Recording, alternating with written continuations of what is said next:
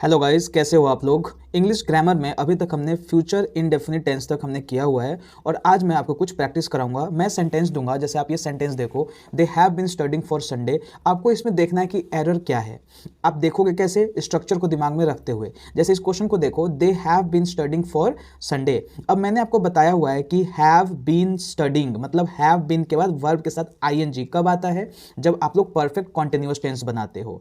और perfect continuous tense कब, present या पास्ट। अब हैव लगा हुआ है तो ये क्या हो जाएगा, present. Present perfect continuous tense, तो उसके साथ आपका स्ट्रक्चर अब ध्यान आ जाना चाहिए। हम लोग क्या यूज करते हैं, सब्जेक्ट, उसके बाद हैज या हैव, उसके बाद बीन, वर्ब के साथ आईएनजी प्लस फॉर या सिंस और फिर टाइम यूज करते हैं। तो यहां पे अब देखो, they have been studying for Sunday. अब बताओ, आपकी फॉर और सिंस का यूज मैंने आपको बहुत ढंग से बताया हुआ है। यहां पे फॉर संडे होगा या सिंस संडे होगा, यहां पे सिंस संडे होगा, क्योंकि पीरियड ऑफ टाइम की यहां बात नहीं हो रही है, पॉइंट ऑफ टाइम की बात हो रही है। पीरियड ऑफ टाइम का मतलब 2 महीना, 1 साल, 1 हफ्ता, 1 घंटे से 2 घंटे से, है ना, तो उसको बोलते हैं हम लोग पीरियड ऑफ टाइम। लेकिन जब पॉइंट ऑफ टाइम होता है तब हम लोग सिंस का यूज करते हैं। ये सब मैंने आपको बताया हुआ है, आप लेक्चर देख लेना अगर आपको डाउट है तो। यहाँ पे राइट क्या हो जाएगा, they have been studying since Sunday. दूसरा क्वेश्चन देखो, they are going to school since 2009। अब यहाँ पे सिंस और फॉर का यूज हो रखा है, तो आपका दिमाग क्लिक करना चाहिए कि ये परफेक्ट कॉन्टिन्यूअस टेंस होगा। तो यहाँ पे हम लोग आर गोइंग थोड़ी ना यूज करेंगे, दे है तो हम क्या यूज करेंगे, have been. They have been going to school since 2009। 3 देखो, why they do not go to school. सुनने में बिल्कुल सही लग रहा है। पहली बात तो यहाँ फुल स्टॉप नहीं होगा, क्वेश्चन होगा, क्योंकि क्वेश्चन पूछा जा रहा है, why they do not go to school. अब यहाँ पे जब क्वेश्चन पूछा जा रहा है वह स्कूल क्यों नहीं जाते हैं, ऐसा कुछ सेंस दिया जा रहा है। तो स्ट्रक्चर क्या था कि क्वेश्चन वर्ड होगा, उसके बाद डू होगा, सब्जेक्ट होगा, फिर नॉट होगा और फिर वर्ब का फर्स्ट फॉर्म और फिर ऑब्जेक्ट का यूज करेंगे। तो यहाँ पे आप देखो कि क्वेश्चन वर्ड तो वाई है, लेकिन इसके बाद हम डू का यूज करेंगे ना, तो डू आ जाएगा दे से पहले। Why do they not go to school. तो ये आपको ध्यान रखना है। देखो सब वही दिया हुआ है, बस डू को जहां लिखना चाहिए था वहां पे नहीं लिखा है, तो वहां पे आप डू हो जाएगा, why do they not go to school. या फिर अगर कॉन्ट्रैक्शन यूज करना चाहते हो तो why don't they go to school भी सही हो जाएगा। क्वेश्चन नंबर 4 देखो, you have gone to Delhi 5 days ago. जब पास्ट इंडेफिनिट टेंस में करा रहा था तो मैंने आपको बताया था कि जब कहीं पे पास्ट का टाइम दे दिया जाए तो वहां पे हम प्रेजेंट का यूज नहीं कर सकते हैं। तो यहां पे देखो कि यू हैव गॉन, यहां पे प्रेजेंट परफेक्ट का टेंस दिया जा रहा है, लेकिन लास्ट में देखो 5 days अगो पास्ट का टाइम दे दिया गया है। तो जब पास्ट का टाइम दे दिया जाएगा तो आपको सिंपल पास्ट जो हम लोगों ने पढ़ा हुआ है, पास्ट इंडेफिनिट टेंस, उसका स्ट्रक्चर फॉलो करेंगे। तो यहां पे सिंपल होगा, you went to Delhi 5 days अगो।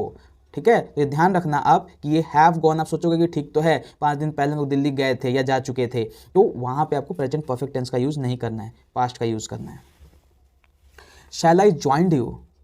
अब यहाँ पे आप सोचोगे कि शैल आई ज्वाइंड यू में क्या गड़बड़ी है। गड़बड़ी है, शैल यूज हो रखा है, मॉडल यूज हो रखा है, मॉडल के बाद हम लोग क्या यूज करते हैं, प्रेजेंट फॉर्म। जब मॉडल करा रहा था आपको बताया था कि मॉडल के साथ जो वर्ब का फॉर्म आएगा वो फर्स्ट फॉर्म आएगा, बेस फॉर्म आएगा। सो शैल आई ज्वाइन यू होगा, क्या मैं तुम लोग को ज्वाइन कर सकता हूँ।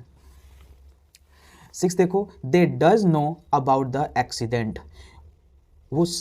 वो भी जानते हैं एक्सीडेंट के बारे में। जब ऐसा सेंस दिया जाता है तो हम लोग डू या डज का यूज करते हैं, और डू किसके साथ यूज करते हैं हम लोग, प्लूरल के साथ। डज सिंगुलर के साथ, दे क्या है आपका प्लूरल, तो क्या यूज करोगे यहाँ पे, do. They do know about the accident. जैसे मैं कहता हूँ कि मैं एक्सीडेंट के बारे में जानता हूँ, और एक आदमी बोल रहा है कि वे लोग भी जानते हैं इस एक्सीडेंट के बारे में, तो आपको यहाँ पे डू या डज का यूज करना पड़ता है। तो यहाँ पे they do know about the accident होगा, ना कि डज होगा।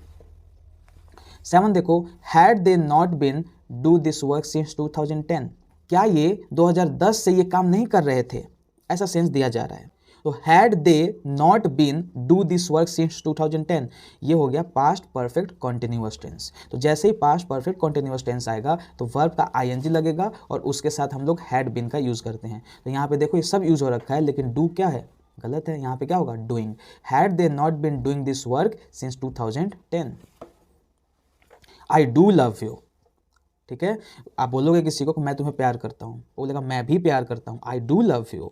ठीक है, तो यहाँ पे आई डू लव यू में कोई गड़बड़ी नहीं है, बिल्कुल ये राइट सेंटेंस है, नो एरर हो जाएगा। 9 देखो, my family knowing you very well. आपको मैंने बताया था कि कई ऐसे वर्ब हैं जब वो मेन वर्ब की तरह यूज होंगे तो उनके साथ हम आईएनजी यूज नहीं करते हैं, जैसे नो, सी, इनके साथ हम लोग नहीं यूज कर सकते हैं। तो माई फैमिली क्या हो जाएगा, नोज यू। ठीक है, मेरी फैमिली तुमको अच्छी तरह जानती है, so my family knows you very well हो जाएगा। 10 देखो, he shall give ₹5,000 to his friend. तो अब आप लोग बोलोगे कि सर शैल तो IV के साथ लगता है, तो यहाँ पे गलत है। नहीं गलत है, बिल्कुल सही है। आपको मैंने शैल का यूज़ जब बताया था मॉडल में, तो आपको बताया था कि प्रॉमिस के सेंस में भी या ऑर्डर के सेंस में भी हम लोग कभी कभी शैल का यूज़ करते हैं। तो यहाँ पे ये प्रॉमिस कर रहा है, या फिर ये कहा जा रहा है कि वो पक्का देगा, ऑर्डर जैसा कुछ बात हो रही है। तो he shall give ₹5,000 to his friend, वो अपने दोस्त को 5,000 रुपये देगा, ऑर्डर जैसे सेंस दे रहे हैं। तो यहाँ पे बिल्कुल सही है, कोई गलत नहीं है। तो ये था आपका छोटा सा प्रैक्टिस सेशन। आई होप आप लोगों ने ढंग से समझा होगा और क्या यूज़ है इसका, कहाँ पे कैसे यूज़ आ सकता है, ये आपको पता चल रहा होगा। मिलते हैं नेक्स्ट लेक्चर में फ्यूचर कॉन्टिन्यूअस टेंस के साथ। Bye, take care.